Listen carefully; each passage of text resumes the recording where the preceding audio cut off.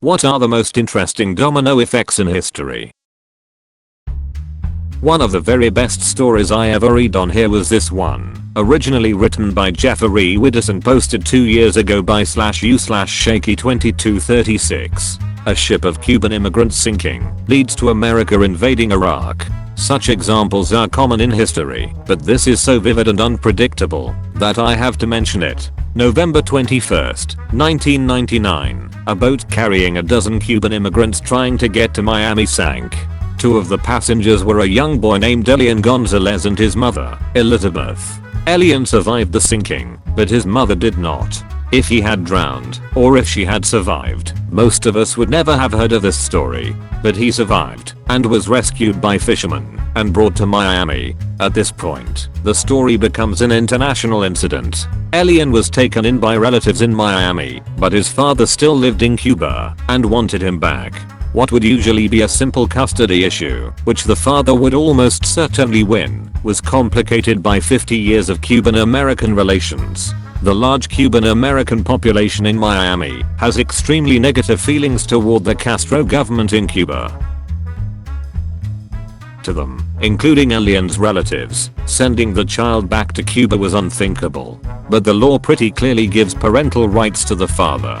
The US government ordered that Elian be returned to his father. Elian's American relatives refused. The situation, while technically peaceful, was incredibly volatile and could turn violent at a moment's notice. The Border Patrol sent in an armed team to storm the house and take an Elian back by force. No one was hurt, but armed government agents storming a home to seize a child played very badly in the media. This incident gave then President Clinton a serious political black eye, particularly among Cuban Americans, which group is largely concentrated in Florida. It just so happened that was an election year, and Clinton's vice president, Al Gore, was running to replace him. Clinton's political troubles ended up being passed on to his would-be successor. The 2000 election was one of the closest in US history. The US electoral system is set up so that whoever wins a state gets all the votes for that state. Florida is a big state, and its votes ended up deciding the election. Al Gore ended up losing the state by an incredibly thin margin in an election that remains highly controversial.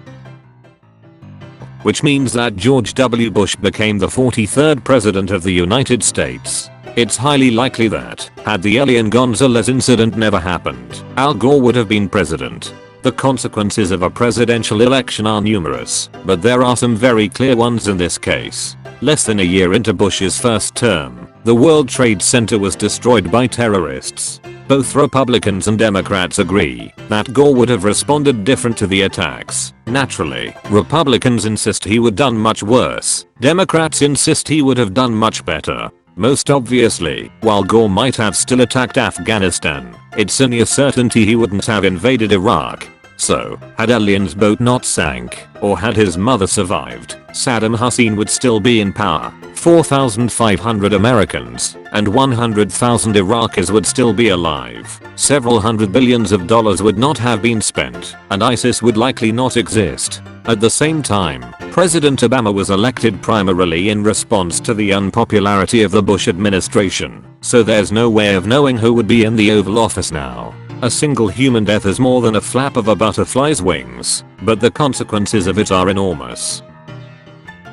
In 2004 during the halftime show of the Super Bowl event, Justin Timberlake and Janet Jackson were performing, and somehow Janet's nipple got slipped. This made big news. 3 guys working for PayPal heard of this and tried to find a video clip of it online, but they had no luck. So they quit PayPal and they decided to create a video streaming website. That site was finally created in 2005 and it became known as YouTube.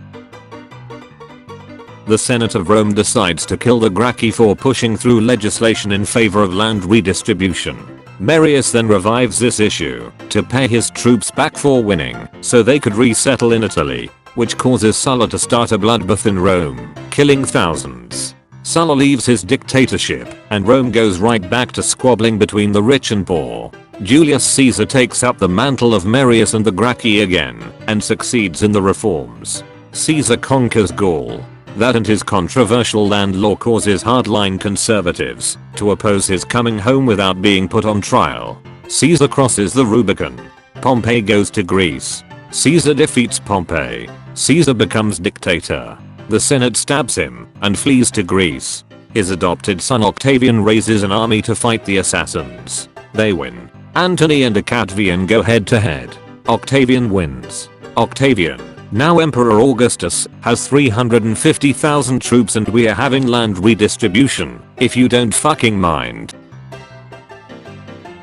The fall of the Aztec and Incan empires, caused in part by the conquistadors, led to massive reforestation in areas that were once designated for cities and farmland cleared for crops/animals. This led to a massive fall in carbon dioxide in the atmosphere, which brought about around 200 years of excessively cold winters in Europe, leading to a mini ice age which ended around 1750.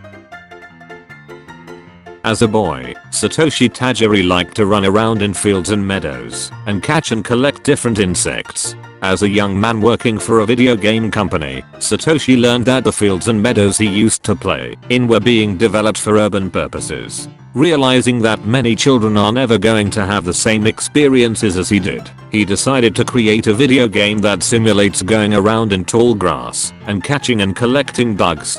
That video game is now known as Pokemon. When Margaret Beaufort was a baby, the king promised her father she could inherit her father's wealth if he would fight in an upcoming battle if something happened to him. He fought and was taken prisoner and died. Margaret got that fortune and was determined it would pass through her lineage. A few decades later, King Richard passed a new law that said a woman's wealth passed to her husband, not her descendant. Margaret was by this time on her third husband and had an only son by a previous marriage, and the thought of her husband inheriting her father's legacy instead of the son pissed Margaret off. Margaret was a lady in waiting and that gave her access to a lot of information. She started conspiring with Elizabeth Woodville, mother to the princes in the Tower. They conspired to overthrow the king, making a deal that Margaret's son and Elizabeth's daughter would marry. They gathered support, passed on secrets, and that led to Margaret's son, Henry Tudor, killing King Richard and establishing the Tudor dynasty and the British monarchy eventually being stable enough that they focused on other things like exploration.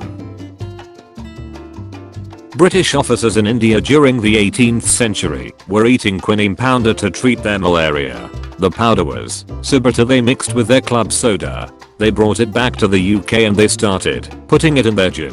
Hence gin and tonic. Also resulted in the discovery that quinine can be used to treat rheumatic diseases. That's why when you've autoimmune arthritis you get put on antimalarials first, such as hydroxychloroquine. I also think a nice G&T helps when you're flaring. Takes the edge off the pain. The domino effect of the media/movie streaming industry is fascinating. Netflix starts as the DVD mega business. They try to get bought out by Blockbuster, but Blockbuster doesn't make the right offer. Netflix gets into streaming. Blockbuster's entire business collapses. Now there are a handful of companies competing for the space that Netflix revolutionized.